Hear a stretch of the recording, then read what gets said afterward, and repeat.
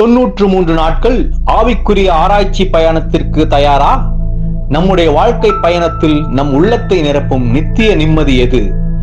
இருள் சூழ்ந்த நமது வாழ்க்கை பாதையில் நிலையான வழிகாட்டும் நட்சத்திரம் எது? மகத்தான ஜீவபலியின் ஆழம் என்ன?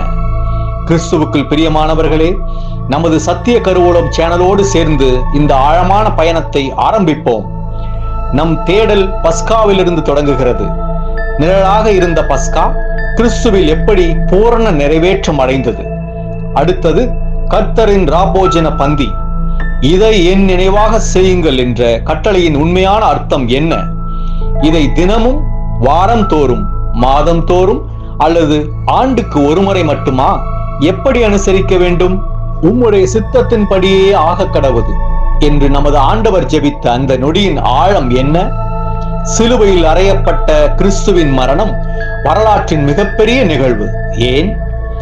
இந்த தியானம் வெறும் சடங்கல்ல, இது நமது வாழ்க்கையை மாற்றும் செயல்முறை, நமது அர்ப்பணிப்பு.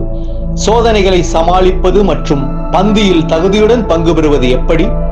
இறுதியாக சிலுவை எப்படி நம்மை நித்திய மகிமையின் விருந்துக்கு அழைத்துச் செல்கிறது என்று காண்போம். ஆம், இதுவே நமது ஆவிக்குரிய வாழ்வின் திருப்பு முனையாக இருக்கும்.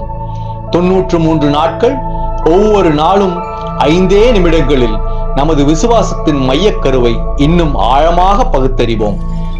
இப்போதே நமது சத்திய கருவூலம் சேனலை சப்ஸ்கிரைப் செய்யுங்கள். வருகின்ற ஜனவரி 1 முதல் நமது விசுவாச பயணம் ஆரம்பம். கர்த்தர் தரும் புது வருடத்தின் முதல் நாளில் புதிய பயணத்தை துவங்குவோம் நாம். இது போன்ற அநேகம் ஆழமான சத்தியங்களை முழுமையாக பார்க்க நமது சத்திய கருவூலம் யூடியூப் சேனலை சப்ஸ்கிரைப் செய்து பயன்பெறுங்கள்.